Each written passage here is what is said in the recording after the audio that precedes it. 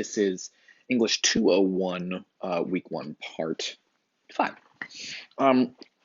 Godzilla is a metaphor for America. It seems like a crazy thing to say. It's not like the movie says Godzilla is a metaphor for America. You have to kind of figure that out on your own, which is difficult. So let's talk about a couple of things about Godzilla. Some things you might notice about Godzilla. First of all, when was the first Godzilla movie made? And where was it made? How well do you know your Godzilla? Maybe you have to look this shit up on Wikipedia. See, Wikipedia is actually pretty useful. Well, I'll tell you. Godzilla was made in 1954 in Japan. Okay, well, that's interesting. Another thing is that what does Godzilla do? Godzilla destroys cities. Can we be more specific? Japanese cities. Okay, good. That's summary. Here's another thing about summary. How does Godzilla destroy Japanese cities? Now, he stomps on them, and he pushes buildings over, and he smashes stuff. And he's really big, so he knocks shit over. But summary involves paying attention to details and noticing stuff. Now, a lot of my students at this point, if I had actual students in front of me, will eagerly tell me that Godzilla has fire breath. But this is not true. Godzilla does not have fire breath. That is a bad summary. Let's summarize more accurately. Does anybody know out there in TV land what Godzilla actually breathes? It's not fire. Radioactive breath. Godzilla has radioactive breath. So Godzilla is a monster movie. Which, people to go to see, they love the monster, they love watching the special effects, fine. But Godzilla is a movie about a creature who comes from the other side of the ocean, comes out of the ocean, and he destroys Japanese cities with radioactive breath in 1954. 9 years before Godzilla was made, Americans flew airplanes over the ocean, and they destroyed Japanese cities with radioactive bombs. That's Hiroshima and Nagasaki in August of 1945.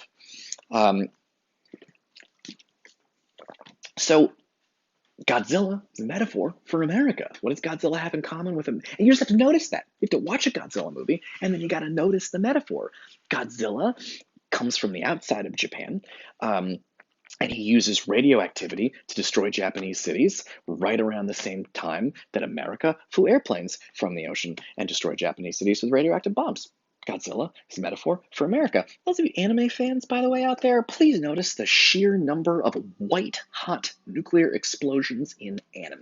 I'm thinking particularly of Akira. And if you call yourself an anime fan and you've never seen Akira, go watch Akira. I mean, you're an anime fan even if you've never seen Akira, but you give yourself a little treat and go watch Akira and tell them I told you to. Anyway, white-hot, even in movies where you wouldn't think there'd be white-hot nuclear bombs, there kind of are. Like Princess Mononoke has got something like a white-hot nuclear bomb explosion in the forest. If you like Miyazaki, most of Miyazaki's movies, anyway, we'll talk about that later. So that's metaphor. Let's do some more. It's fun. King Kong. You know King Kong? Giant gorilla. Climbs the Empire State Building. King Kong, if you've seen Inglourious Basterds, you may know this. King Kong is a metaphor for slavery in America. You can watch a whole King Kong movie, never figure that out. Please, but what does metaphor do? Metaphor takes two things that are different, and it suggests comparisons between the two of them. So King Kong, what does King Kong have in common with slavery in America? Well, let's think about it. In the movie King Kong, and by the way, I'm speaking of the original movie here. There were some remakes that are different, but the basic idea of King Kong is these people go out to an African island thing called Skull Island, and they find Godzilla, who is living there. And they kidnap him, and they put him in chains, and they put him in the bottom of a boat, and they bring him over to America so that he can work for them when they're not going to pay him. And he's going to make a lot of money for the white dudes that kidnapped him from Africa and put him in chains in the bottom of the boat. And then what happens in the movie? Well, what happens in the movie is the fear of every white slave owner in America, which is that the slaves would break their chains and escape and take revenge by destroying the city and kidnapping white women. Whoa. King Kong is a metaphor for slavery in America. Now, you notice what I did there when I said that it taps into the fears of the audience. Horror movies, just about every horror movie you can think of is some kind of metaphor. That's what makes it scary. It's scary. Horror movies are scary because they remind, even though the monsters in horror movies aren't, there's no such thing as zombies and vampires. That's all made up for the movies. But if a movie is scary, it's because there's something in the movie that connects with audiences. The audiences, even if they don't know it, there's a metaphor in there and they can feel it. And I could do this all day with any goddamn monster you want to give me. But let's do the two easiest ones. Vampires are a metaphor for rich people. They live in castles, they have a lot of money and power, and they survive by feeding on the poor. Vampires are a metaphor for the rich. Zombies are a metaphor for the poor. There are trillions of, there's so many zombies, and they will destroy civilization if they are not controlled. Um, they destroy capitalism. They tear the whole system down and destroy it. They're everywhere and they take over and it's mobs of people attacking. That's every rich person's fear, is that all the poor, because there's rich people and there's poor people, but there's a lot more poor people than rich people. So what's going to happen if all the poor people get together and attack the rich people? It's going to look an awful lot like the zombies, who are dirty and raggedy and are attacking nice buildings. There's other metaphors in there. I can do this all day. I can do this all day. Let's talk about Superman. Now, Superman is an interesting case. Superman is a metaphor for immigration in America. Well, that's interesting. I bet you can figure that out on your own. What does Superman have in common with immigration? With immigrants. Superman is a metaphor for immigrants. What does Superman have in common? It's bizarre, he's an alien. And what does Superman have in common with immigrants? Well, let's do it. This is easy. He's not from America. How did he get here?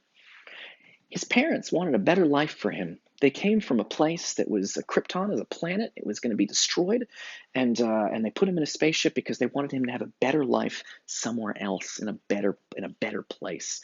And they sent him to America. Now, did Superman go through immigration control? No, he did not. He crash landed. His spaceship crash landed in Kansas, where he was raised by Ma and Pa Kent. Superman is an illegal alien, and I mean illegal alien in the sense of he's a foreigner. He's from somewhere else, and he came to America illegally. Well, tell me a little about Superman. Superman's awesome. Superman spends his entire life making America a better place and is actually a symbol for America in spite of the fact that he wasn't born here. He works hard. He spends every day making the world a better place. He is an illegal immigrant from somewhere else who has become a symbol of what makes America great. That's fantastic. What does he do, by the way? Falls in love with a local girl. Meets a nice girl from America and falls in love with her. And then, like a lot of people who are immigrants, has this problem.